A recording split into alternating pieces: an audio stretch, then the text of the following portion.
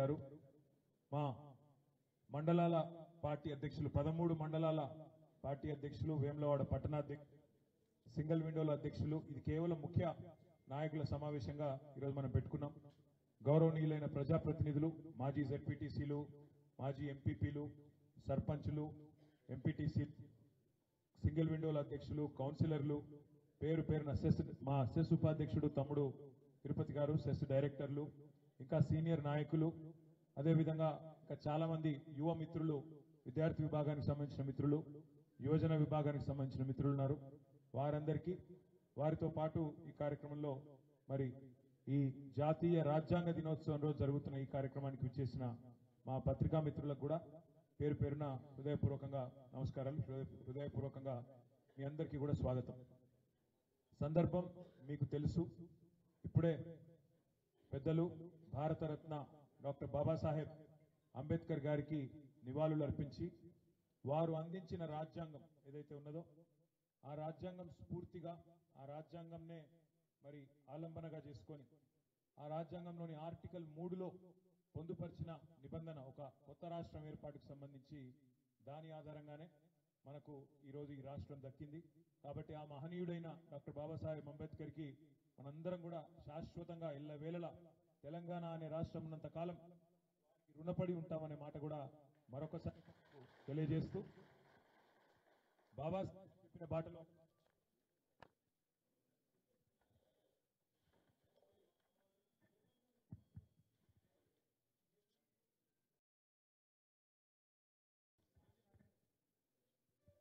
బాబాసాహెబ్ చూపిన బాటలో బోధించు, సమీకరించు, పోరాడు.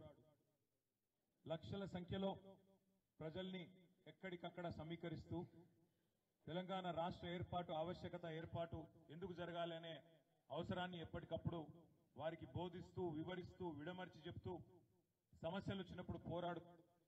మనం 14 ఏళ్ల పాటు పెద్దలు కేసీఆర్ గారి నాయకత్వంలో కదం తొక్కితే తర్వాత 14 ఏళ్ల తర్వాత జాతీయ స్థాయిలో తెలంగాణ ఇవ్వక తప్పని ఒక అనివార్యత వచ్చి దానిలోకెళ్ళి వచ్చిందే మన రాష్ట్రం. పొద్దున్నే హైదరాబాద్ జిల్లా పార్టీ సమావేశం పెట్టుకుంటే అక్కడ పెద్దలు శాసన మండలిలో మన ప్రతిపక్ష నాయకుడు మధుసూదనాచారి గారు ఒక మంచి మాట అన్నారు. పదవీ త్యాగంతో పార్టీని ఏర్పాటు చేసి తర్వాత ప్రాణ త్యాగానికి కూడా సిద్ధపడి రాష్ట్రాన్ని సాధించిన మహానాయకుడు కేసీఆర్ అనే మాట పొద్దున మధుసూదనాచారి గారు ఏదైతే చెప్పినారో అది వాస్తవం అని చెప్పి కూడా నేను మీకు గుర్తు చేస్తా ఉన్నా. ఎందుకంటే ఇవాళ మనం ఎన్నన్నా మాట్లాడుకోవచ్చు, ఇవాళ ఎన్ని మాటలైనా చెప్పొచ్చు, ఇవాళ గద్దెనెక్కి కూర్చున్న డైలాగులు ఎన్నైనా కొట్టొచ్చు, కానీ వాస్తవాలు వాస్తవాలుగానే ఉంటాయి. ఇవాళ తెలంగాణ రాష్ట్ర ముఖ్యమంత్రిగా, మంత్రులుగా తెలంగాణ రాష్ట్రంగా ఈ ప్రాంతం ఉన్నది అంటే దానికి ముమ్మాటికి కారణం కేసీఆర్ అనే నాయకుడు, టీఆర్ఎస్ అనే పార్టీ అనే మాట ఎవరు అవునన్నా కాదన్నా నిలిచిపోతున్న మాట కూడా నేను మీకు విజ్ఞప్తి చేస్తా ఉన్నా. మీ అందరికీ తెలుసు, కేసీఆర్ గారి నాయకత్వంలో 14 ఏళ్ల పాటు ఈ ప్రాంతం, ముఖ్యంగా రాజన్న సిరిసిల్ల జిల్లా, ఉమ్మడి కరీంనగర్ జిల్లా మొదటి నుంచి కూడా ఉద్యమంలో ముందున్న విషయం కూడా మీ అందరికీ తెలుసు. మీ అందరితో నా ప్రార్థన ఒకటే, ఇవాళ ఎవరు ఎన్ని కథలు చెప్పినా, ఎన్ని మాటలు మాట్లాడినా, ఇవాళ కేసీఆర్ గారి త్యాగాన్ని, కేసీఆర్ గారి పోరాటాన్ని ఎన్ని రకాలుగా చిన్నగా చేసి చూపెట్టే ప్రయత్నం చేసినా తెలంగాణ రాష్ట్రం ఉన్నంత కాలం తెలంగాణ ప్రజలు ఎట్టి పరిస్థితుల్లో కూడా మన పార్టీ చేసిన పోరాటాన్ని, మీరు చేసిన త్యాగాన్ని, మరి తెలంగాణ పిల్లల బలిదానాన్ని ఎన్నటికీ మరవదు అనే మాట కూడా ఈ సందర్భంగా నేను మీకు విజ్ఞప్తి చేస్తా ఉన్నా. సరే, రాజకీయంగా ఎత్తు పల్లాలు తప్పవు, అపజయము, జయము, రాజకీయము జీవితంలో చాలా కామన్. సరిగ్గా సంవత్సరం కిందట, ఈరోజు నవంబర్ 25, ఇంకొక 5 రోజులైతే సంవత్సరం కిందట డబ్బాల ఓట్లు పడే సందర్భం. ఆ రోజు కాంగ్రెస్ పార్టీ నాయకులు ఎన్ని కథలు చెప్పినరో నాకంటే బాగా మీకే తెలుసు.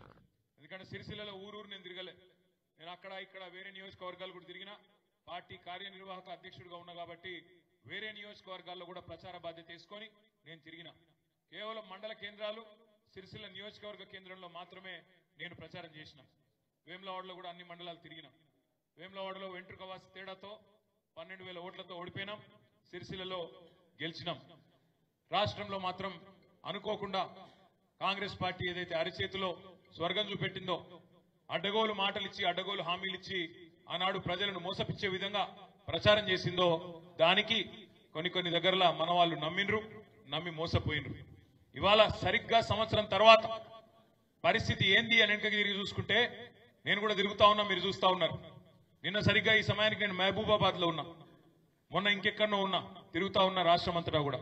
ఎక్కడికి పోయినా ఎవరితో మాట్లాడించినా వాళ్ళు హైదరాబాద్ లో ఉండే సంపన్నులైన బిల్డర్లు కావచ్చు, లేదా మహబూబాబాద్ లో ఆటో నడుపుకునే ఓ తమ్ముడు కావచ్చు, లేదా ఒక సామాన్య రైతు కావచ్చు, లేదా ఒక సంపన్న పారిశ్రామికవేత్త కావచ్చు, ఎవరిని కదిపి అడిగినా అందరి మాట ఒకటే, అందరి నోటంబడ వస్తున్నది ఒకటే, కేసీఆర్ ఉన్నప్పుడే బాగుండే, తప్పు జరిగింది అనే మాట ఇవాళ రాష్ట్రంలోని ప్రతి నోట్లోంచి వడ్ల కొనుగోలు కేంద్రాల కాడ కూర్చునే రైతుల నుంచి మొదలు పెడితే చేన్లు ఇలా కోతల కాడ కూర్చునే రైతు కూలీల దాకా ప్రతి ఒక్కరి నోట్లోంచి వస్తున్న మాట ఒకటే. ఇవాళ మన సిరిసిల్ల పట్టణంలో జరుగుతున్న నేతన్నల ఆత్మహత్యల సాక్షిగా, రాష్ట్రంలో గురుకులాల్లో సంభవిస్తున్న పిల్లల మరణాల సాక్షిగా 38 మంది ఇప్పటికి చచ్చిపోయినారు గురుకుల పాఠశాలలో కాంగ్రెస్ ప్రభుత్వం వచ్చినాక.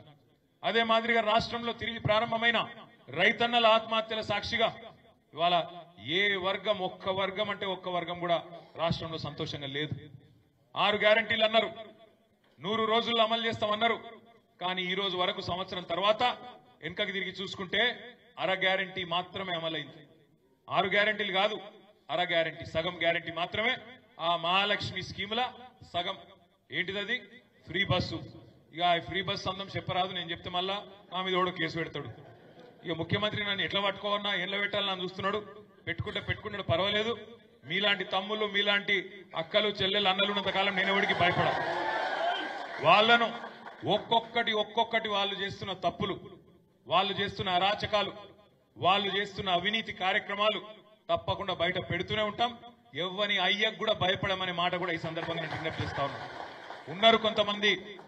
నాకు చక్రపాణి గారు, ఆగయ్య గారు, మన మండల పార్టీ అధ్యక్షులు, మన మాజీ జెడ్పీటీసీలు, ఎంపీపీలు, మన సీనియర్ నాయకులు నాకు చెప్తా ఉన్నారు, సిరిసిల్లలో, రాజన్న సిరిసిల్ల జిల్లాలో కేసీఆర్ గారి దయతో మీ అందరి కోరిక మేరకు ఏర్పాటైన ఈ జిల్లాలో దీని పక్కనే కలెక్టరేట్ కట్టుకున్నాం. కలెక్టరేట్ అద్భుతంగా కట్టుకున్నాం. మరి ఇవాళ ఒక కాంగ్రెస్ కార్యకర్త వచ్చి కలెక్టర్ రూపంలో కూర్చున్నాడు అక్కడ. ఇక ఆయన మన నాయకులను సీదా మాట్లాడుతున్నాడు కలెక్టర్. ఏమని?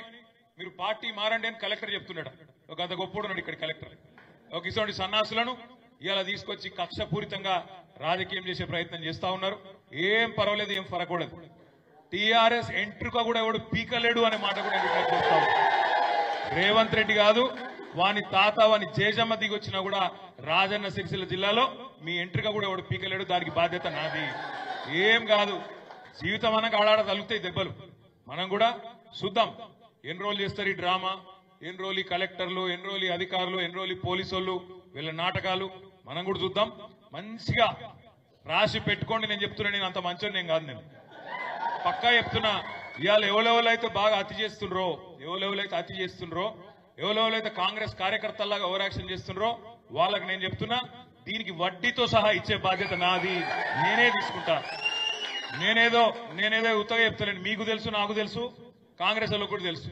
తొందరలో ఎలక్షన్లు ఎప్పుడు జరిగినా, 3 ఏళ్లకు జరిగినా, 4 ఏళ్లకు జరిగినా, ఎప్పుడు జరిగినా, నేను 3 ఏళ్ళు 4 ఏళ్ళు అంటున్నా అంటే మళ్ళా వీళ్ళేదో ప్రభుత్వాన్ని కూలగొడుతున్నారని ఎవడు అవలగాడు అంటాడు. అందుకే అది కాదు. నేను చెప్పేది ఏంటంటే, రేవంత్ రెడ్డి పదవే తుమ్మితో ఉసిపోయే ముక్కు లాంటిది.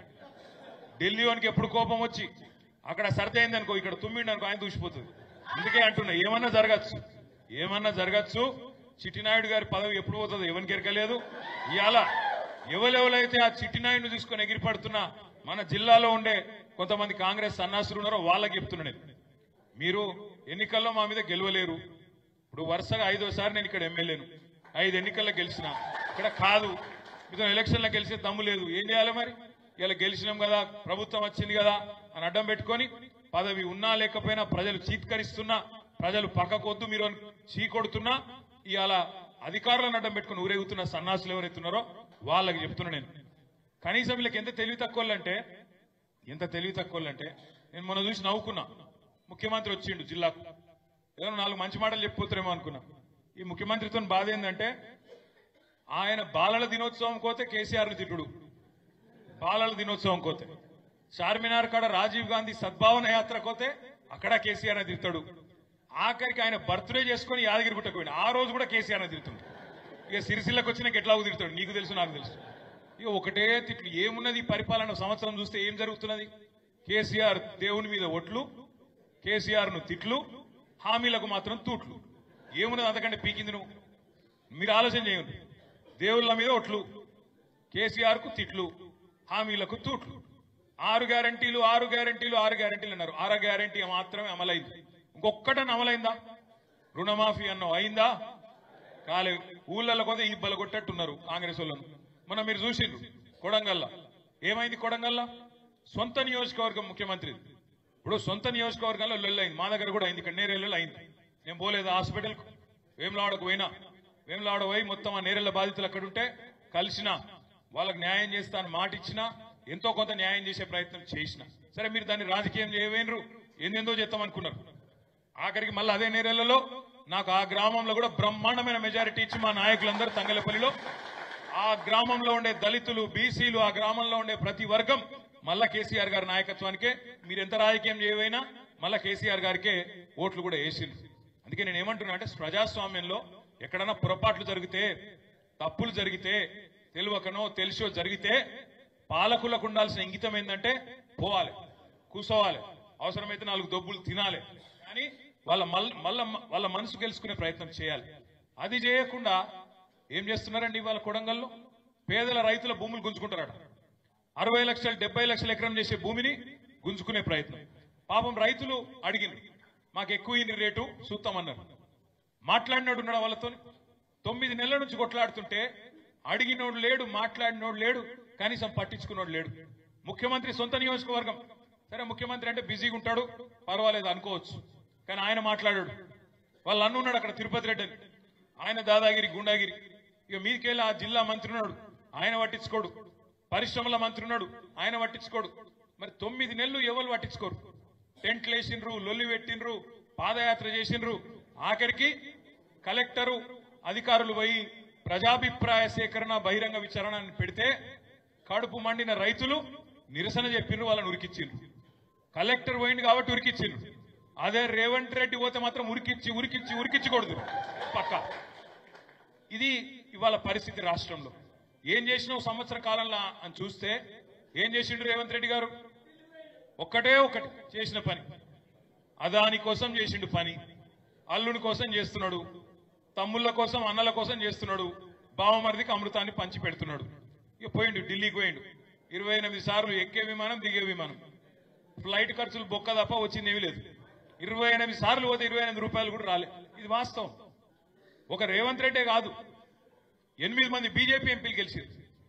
8 మంది 8 రూపాయలు తెచ్చిర్రు ఇప్పటికీ సంవత్సరంలో. గది పరిస్థితి. అందుకే ఇవాళ తెలంగాణలో అందరికీ అన్ని విషయాలు అర్థమైనాయి. అర్థం కానో లెవెల్ లేరు. చాలా సార్లు నేను పోతుంటే అటు ఇటు తిరుగుతుంటే మాకు విచిత్రమైన అనుభవాలు ఎదురవుతున్నాయి. మొన్న హైదరాబాద్ లో నేను ఒక దగ్గరికి వెళ్ళి ఇంకొకడికి పోతున్నా. పార్టీ ఆఫీస్కి పోతుంటే ఒక దగ్గర సిగ్నల్ పడ్డది. బంజారా హిల్స్ లో సెంటర్ అని ఉంటుంది, ఆడ సిగ్నల్ పడ్డది. సిగ్నల్ పడితే నా పక్కకు ఒక ఆటో వచ్చి ఆగింది. ఆటో బైసాబ్ నడుతున్న బైసాబ్ పేరు మహమూద్. ఆదాబ్ సాబ్ అన్నాడు. ఆదాబ్ భాయ్ అంటే అన్నాక क्या है साहब, केसीआर साहब जाने के बाद बर्बाद हो गया हमारा हालत, क्या है ये అన్నాడు. क्या है అంటే मैं क्या करूं भाई, मैं अभी तो हूं नहीं, నన్నేం చేయమంటావు భాయ్ నేనంటే. ఇక జోగి రాసుకుంటే బుడిద రాలినట్టు నేను లేకపోతే నువ్వు లేకపోతే ఏం చెప్పుకోవాలని నేనంటే. అంటే ఆయన ఏమన్నాడు, క్యా కర్నా సాబ్ అనమాట. ఇక ఆడ సిగ్నల్ పడతలేదు, మరి ముచ్చట రెండవట్టే. నేనన్నా క్యా కర్నా ఫిర్ 4 సార్లు ఇంతజార్ కర్నా అన్న. ఏ ఓట్ కా సజా 5 సార్లైనా. ఒకసారి తప్పు చేస్తే 5 ఏళ్ళు, మరి ఏం చేస్తాం, మరి ఇంకో 4 ఏళ్ళు ఎదురు చూడాలి, ఏం చేస్తామని నేనన్నా. అంటే ఆయన ఏమంటుండే తెలుసా నన్ను, మహమూద్ భాయ్ క్యా సాబ్ కోయి తర్కీబ్ నీయే క్యా, ఏమన్నా ఉపాయం లేదా అంటుండు. ఉపాయం లేదు, కాపాయం లేదు, ఇంకో 4 ఏళ్ళు కొట్లాడుడే ఉన్నది, ఏం లేదు. కాంగ్రెస్ వాళ్ళు పీక్క తింటూనే ఉంటారు. వాళ్ళు ఎంత బిత్తిరోళ్ళు అంటే కాంగ్రెస్ వాళ్ళు. రేవంత్ రెడ్డి వస్తాడు జిల్లా కంటే నేను అనుకున్నా 4 మంచి మాటలు చెప్తాడో, దేవుని కాడికి పోతుండదు ఏంలాడకు, కోడని కట్టెత్తాడు ఎట్లాగు, కట్టేసినాక మొక్కి ఆయనతో ఏదో 4 మంచి మాటలు చెప్పి ఆడికెళ్ళి అవతల పడతారేమో అనుకున్నా. గమ్మతైన విషయం, సిరిసిల్లలో మొత్తం రాష్ట్రంలో అత్యధిక పవర్ లూమ్లు ఎక్కడున్నాయి? సిరిసిల్ల పట్టణంలో ఉంటాయి. మొత్తం రాష్ట్రంలోనే నేతన్నలు ఎక్కడున్నారు? అత్యధికంగా పవర్ లూమ్లో పనిచేసే వాళ్ళు సిరిసిల్లలో. నూలు డిపో ఎక్కడ పెట్టాలి? మరి ఆడబెట్టిండు. ఒక అది కథ. అంటే నీకు బోడిగుండుకు దెబ్బ తాకితే మోకాలకు మంది రాస్తాడు. ఏం చెప్పాలి? ఒక గిదిలో తెలివి. గుండుకు దెబ్బ తాకితే కూడా మోకాలకు మంది పెడితే బంధం మానైతే అదే మానిపోతాదే. ఒక గిది వీళ్ళ తెలివి, గిది వీళ్ళ మెదడు. ఏం చెప్పాలా వీళ్ళ గురించి నేను? కాబట్టి ఇంత తెలివైన వాళ్ళు మన గుండు తప్పకుండా మన అదృష్టం. మనందరికి కూడా ఇది చాలా మంచిది. ప్రజలకు అన్ని తెలుస్తున్నాయి. ఇవాళ మీరు ఏం లేదు, ఛాయ్ హోటల్ కాడ మరి బీవై నగర్ ఛాయ్ హోటల్ కాడ ఒక అర్ధగంట కూర్చోండి. ఎన్ని తిట్లు అంటే అమ్మతోటి చెప్తున్నా, నేను ఎప్పుడు ఒక ముఖ్యమంత్రిని ఇన్ని తిట్లు ప్రజలు తిట్టంగా నేనే తినలేదు. ఇప్పుడు మనం కూడా 10 ఏళ్ళు ఉన్నాం ప్రభుత్వంలో, కానీ తిట్టుడు అంటే భయం కూడా పడతలేరు. ఇక మన కార్యకర్తలన్న వాళ్ళొకరు వీళ్ళొకరు అన్నా కేసు పెడతాండ్రే. మా వాడు ఉన్నాడు, అబ్బాడు అని లేడు వాడు. వాడు అప్పుడప్పుడు చెప్తాడు, అన్నా కేసులు పెడుతుర్రు, ఇదైతుంది అదైతుంది.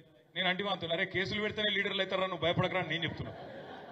కేసులు పెడుతుర్రు అంటే మనం పెద్దోళ్ళని చేస్తున్నట్టు రావాలి, నీకు అర్థమైతే లేదు. కేసులు పెడితేనే సమాజంలో గుర్తింపు వస్తుంది, నువ్వు టెన్షన్ పడకని నేను చెప్తున్నా. మనోళ్ళు అక్కడక్కడికి ఇట్లా అంటారు, అన్నా కేసులు పెడుతుర్రు అని. కానీ ప్రజలు మాత్రం ఒక సెకండ్ కూడా ఆలోచన చేస్తలేరు. ఎవరన్నా పోయి గొట్టం పెట్టిర్రు అనుకో, అమ్మా ఎట్లుందమ్మా పరిపాలన అంటే ఇక మీకు చెప్పవలసిన నా నోటెమ్మడగా అట్లా రాదు. అది ఏం తిట్లు, అవి ఏం మాటలు, అది ఏమి మామూలు తిట్లు కాదు. ఇంకోటి రేషం ఉన్నోడైతే ఇప్పటికీ బిల్డింగ్ ఎక్కి దుంకి చచ్చిపోతుండే. రేవంత్ రెడ్డి కాబట్టి ఇక నడుతుంది దుకాణం, కానీ రేషం ఉన్నోడు ఎవడైనా చచ్చిపోతుంది ఈ పాటికి. అంటే అంత గలీజ్గా ఏడవైన 6 గ్యారెంటీలు, తులం బంగారం ఏడవైంది, ఫ్రీ బస్ ఒకటేనా, ఆ ఫ్రీ బస్ కూడా ఏమందామని తిడుతుంటే అట్లా లేడీస్, నిజంగా ఇలా లేడీస్ తిట్టుడు. ఇంతవరకు నేను కూడా ఇప్పుడు తిట్లు వాళ్ళే లేడీస్తో. కాబట్టి మామూలు తిట్లు కాదు అవి, భయంకరమైన తిట్లు తిడతాను. నేను ఒకటే అంటున్నా, మీ అందరితో కోరేది, నిజానికైతే ఒక ప్రభుత్వానికి 3-4 ఏళ్ల తర్వాత వస్తుంది వ్యతిరేకత. 3-4 ఏళ్ళు పడుతుంది, చూస్తారు ప్రజలు కూడా టైం ఇస్తారు, ఓపికగా ఉంటారు, సుతాం తీసేస్తాడేమో అంటారు. కానీ ఈయన విషయం ఈయన అదృష్టం ఎందుకని సంవత్సరం తిరగకుండానే వచ్చింది. నిజంగా మనం గిన్న పిలుపునిస్తే, అమ్మతోడు చెప్తున్నా నేను, మనం గిన్న పిలుపునిస్తే సంవత్సరికం కూడా పెడతారు వీనికి. గట్లున్నది కథ. అంటే వీనికంటే ప్రభుత్వానికి మళ్ళీ వీరు వేరే అపార్థం చేసుకున్నారు, మా వాళ్ళు వేరే రాశారు. ఓ నారాయణ వేరే రాశావు ముందే, సంవత్సరికం అంటే ప్రభుత్వానికన్నా నేను వేరే వాళ్ళకని లేదు, ఆయన వేరే రాశారు. ఇక్కడ స్పెషల్లీ నారాయణని కొద్దిగా బతిమలాడుకోవాలి. ఎందుకంటున్నా ఇదంతా అంటే, మనం బాధపడేది కానీ భయపడేది కానీ ఏం లేదు. వాళ్ళ గ్రామాన ప్రతి పల్లెలో ప్రతి పట్టణంలో చర్చ కేసీఆర్ గురించే జరుగుతున్నది. ప్రతి చోట కేసీఆర్ గారి గురించే ప్రజలు మాట్లాడుకుంటా ఉన్నారు. మీరు చూస్తూ ఉండండి. ఎందుకంటే పెద్దలు ఎప్పుడు ఒక మాట చెప్తారు, అమ్మ విలువ అన్నం విలువ లేనప్పుడే తెలుస్తుంది. అమ్మ విలువ అన్నం విలువ లేనప్పుడే తెలుస్తుంది తప్ప ఉన్నప్పుడు తెలియదు. ఉన్నప్పుడు అమ్మ వండి పెడితే మంచిగా జోరుగా తింటాం, మనకేం అర్థం కాదు, అలా కష్టం తెలియదు, మనకు తెలియదు. అన్నమనే కాదు, ఆ ప్రేమ కానీ ఇంకోటి కానీ తెలియదు. లేకపోతేనే అయ్యో అన్నట్టుంటది. ఇప్పుడు సేమ్ నడుస్తున్నది తెలంగాణలో. మీరు చూడండి, లేకపోతే హైదరాబాద్లో నాచారంలో ఒక చెప్పులు కుట్టుకునే పిల్లగాడు, ఆయన దుకాణం తీసేస్తుంటే ఆయన ఉరుతున్నాడు. మీరు చూసింటారు సోషల్ మీడియాలో. కేసీఆర్ అన్న ఎక్కడున్నావు అని లొలి పెడుతున్నాడు. హుజూర్ నగర్ లో ఒక మంగళ ఆయన షాప్ టేలా, అది కొట్టేస్తుంటే ఆయన రోడ్డు మీద వండుకొని ఆయన చిన్న పిల్లలు ఇద్దరు పక్కకి నిలబడి చూస్తాను, ఆయన లొలి పెడుతున్నాడు, కేసీఆర్ సారు ఎక్కడున్నావు రావాలి నువ్వు అని. ఎందుకంటే ఇవాళ ఇది ఒక సామాన్యుడు, ఒక చెప్పులు కుట్టుకునే ఒక తమ్ముడు కావచ్చు, ఒక కటింగ్ చేసుకునే ఇంకో తమ్ముడు కావచ్చు, ఒక ఆయన హైదరాబాద్ ఉండొచ్చు, ఇంకో ఆయన హుజూర్ నగర్ లో ఉండొచ్చు. కానీ అందరి మనసు నిండా ఇవాళ ఒకటే ఒకటి ఉన్నది, ఎప్పుడు ఎలక్షన్ వస్తుందా, ఎప్పుడు వాత పెడదామా ఈ కాంగ్రెస్ వాళ్ళకనే కోపం ప్రజల్లో బలంగా ఉన్నది. మనం చేయవలసిందల్లా ఒకటే, మనం వీళ్ళకి సిక్కకుండా దొరకకుండా రాజకీయం చేయాలి. మనము ఈ కేసులు పీసులు వీటికి భయపడేది ఏం లేదు, వాళ్ళు సాధించేది కూడా ఏం లేదు. ఇంకొక 6 నెలలు మీరు ఆగురి, ఇంకొక 6 నెలల ఇదే అధికారులు ఎవరైతే ఇవాళ కొద్దిగా అటు ఇటు తోకు ఆడిస్తున్నారో వాళ్ళే మళ్ళీ మీకు ఫోన్ చేసుకొని ఏడున్నాడు కేటీఆర్ సార్, ఏడున్నాడు జర కలిసేది ఉన్నది, మాట్లాడేది ఉన్నది, ఇది రాకపోతే మీరు పట్టుకోరు. ఎందుకంటే ప్రజాస్వామ్యంలో ప్రజాశక్తికి మించిన శక్తి ఇంకోటి లేదు. మనం చేయవలసిందల్లా ఒకటే, రేపు ఇక్కడ జిల్లా పరిషత్ ఎన్నికలు వస్తాయి, పంచాయతీ ఎన్నికలు వస్తాయి, మండల పరిషత్ ఎన్నికలు వస్తాయి. 2001లో పార్టీ పుట్టిన నాటి నుంచి నేటి వరకు ఎప్పుడు ఇక్కడ జిల్లా పరిషత్ ఎన్నికలు వచ్చినా మండల పరిషత్ ఎన్నికలు వచ్చినా ఎగిరింది గులాబీ జెండానే, రేపు కూడా ఎగిరేది గులాబీ జెండానే. దాంతో మళ్ళీ వీళ్ళకి దడ ఉడుతుంది, దాంతో దడ ఉడుతుంది, భయం ఉడుతుంది. అయిపోయింది రాబోయ్ గాలి మళ్ళింది, దెబ్బ మళ్ళా రైతులు గీతులు మొత్తం మళ్ళీ ఎక్కడో అక్కడ గతంలో జరిగిన పొరపాట్లన్నీ సవరించుకుంటారు, మళ్ళా కేసీఆర్ గారే కావాలని చెప్పి తీర్పిస్తున్నారు అనే విధంగా మనం పనిచేయాల్సి ఉంటుంది. ప్రజల్లో ఉన్నది మీ పట్ల ప్రేమ ఉన్నది, కేసీఆర్ గారి పట్ల ఎనలేని వాత్సల్యం ఉన్నది. దాన్ని మలుచుకునే తెలివి మనకున్నదా లేదా అన్నదే పాయింట్. ఉండొచ్చు. ఇగో మనం 10 ఏళ్లలో మనం కూడా మనుషులమే, కొన్ని చిన్న చిన్న పొరపాట్లు, చిన్న తప్పులు ఎవరైనా చేస్తారు. మనుషులు అన్నప్పుడు పొరపాట్లు జరుగుతాయి, తప్పులు జరుగుతాయి. ఏమన్నా చిన్న ఇప్పుడు ఇక్కడ కూర్చున్న వేదిక మీద కూర్చున్న వాళ్ళతో కావచ్చు, నాతో కావచ్చు, మీతో కావచ్చు జరుగుతాయి. ఇప్పుడు మాత్రం మనం జరిగిన పొరపాట్ల నుంచి నేర్చుకొని, ఎందుకంటే నష్టం మనకే ఎక్కువ జరిగింది, మనకు జరిగింది, తెలంగాణ ప్రజలకు జరుగుతున్నది, ఇంకా కూడా నష్టం జరుగుతూనే ఉన్నది. కాబట్టి వీటి నుంచి నేర్చుకోవాలి. నేర్చుకొని గ్రామాన ప్రతి గ్రామంలో మళ్ళొక్కసారి మనం కథం దొక్కాల్సిన అవసరం ఉన్నది. ఎట్లయితే కేసీఆర్ గారు ఆనాడు నిరాహార దీక్ష కూర్చొని తెలంగాణ సమాజాన్ని ఒక్కటి చేసిండో, ఆనాడు తాను కేసీఆర్ సచ్చుడో తెలంగాణ వచ్చుడో అని బయలుదేరిండో, అదే పద్ధతుల్లో మళ్ళొక్కసారి ఈ కాంగ్రెస్ బీజేపీకి వ్యతిరేకంగా ఒక కొత్త సంకల్ప దీక్ష తీసుకోవాల్సిన బాధ్యత కూడా మన మీద ఉన్నది. మీరందరూ ఒక కేసీఆర్ మాదిరిగా కదలాల్సిన బాధ్యత కూడా మన మీద ఉన్నది. ఎందుకంటే ఇవాళ తెలంగాణ సమాజం కేసీఆర్ గారికి 10 ఏళ్లు ముఖ్యమంత్రిగా పనిచేసే అవకాశం వచ్చింది. తెలంగాణ సాధించిన పేరు ముందు ఆయనకి ఇంకా దేది కూడా సరిపోదు నిజానికి. కాబట్టి ఆయనకు కొత్తగా వచ్చిందేం లేదు, లేదా కొత్తగా వచ్చేది కూడా ఏం లేదు. కానీ తెలంగాణ రాష్ట్రానికి, తెలంగాణలోని పేదవారికి, తెలంగాణలోని రైతాంగానికి, తెలంగాణలోని నేతన్నలకు, తెలంగాణలోని కార్మికులకు, తెలంగాణ ఆడబిడ్డలకు మంచి జరగాలి అంటే పెద్దలు జయశంకర్ సార్ ఎప్పుడు చెప్పేది, ఎట్టి పనికైనా మట్టి పనికైనా మనోడే ఉండాలి. ఈ మధ్యన మహారాష్ట్రలో మీరు వినింటారు, మహారాష్ట్రలో మీరు ఒక మాట వినింటారు ఎలక్షన్లో, కటేంగేతో బటేంగే, బటేంగేతో కటేంగే. అంటే తెలుగులో చెప్పాలంటే ఇడిపోతే చెడిపోతాం. తెలంగాణ సమాజం కూడా అమ్ముచట యాద పెట్టుకోవాలి. కాంగ్రెస్ అని, బీజేపీ అని ఎలక్షన్ రాగానే విడిపోతే, ఎలక్షన్ రాగానే దూరం చెల్లా చెదురైతే నష్టపోయేది మనమే. ఎందుకంటే ఎన్నటికైనా తెలంగాణ మీద ఈ గులాబీ జెండాకుండే ప్రేమ కాంగ్రెస్ వానికి, బీజేపీ వానికి ఎన్నటికీ ఉండదు. ఇది వాస్తవం. ఎన్నటికైనా తెలంగాణకు ఇంటి పార్టీ, తెలంగాణకు మట్టి మనిషి, తెలంగాణకు మన మనిషి అంటే మన కేసీఆర్ అవుతాడు తప్ప ఈ బీజేపీ వాళ్ళు, కాంగ్రెస్ వాళ్ళు ఎన్నటికి కూడా కారు. వాళ్ళు ఎన్నటికైనా ఢిల్లీ మనుషులే, ఢిల్లీ కూర్చోమంటే కూర్చోవాలి, లేవమంటే లేచే మనుషులే తప్ప వాళ్ళతోనేం కాదు. అది అది అర్థం చేసుకుంటే విడిపోతే చెడిపోతాం, బటేంగేతో కటేంగే అనుకుంటే ఇంకా మనకు తప్పకుండా రేపటి రోజున మనందరం కూడా ఒకటిగా కదలాల్సిన అవసరాన్ని గ్రామాన చెప్పాల్సిన అవసరం కూడా మన మీద ఉన్నది. మనం అందుకే మన నాయకుడి యొక్క పోరాటాన్ని, మన పిల్లల యొక్క త్యాగాన్ని, శ్రీకాంతాచారితో మొదలైన త్యాగాల పరంపర మలిదశ ఉద్యమంలో ఆనాడు కేసీఆర్ గారు ఇక్కడ నిరాహార దీక్ష కూర్చోగానే, అల్గనూరులో అరెస్ట్ కాగానే అక్కడ ఎల్బీ నగర్ లో శ్రీకాంతాచారి తన ఆత్మార్పణ చేసుకోవడానికి పెట్రోల్ పోసుకొని ఆనాడు ఉద్యమాన్ని రగిలించి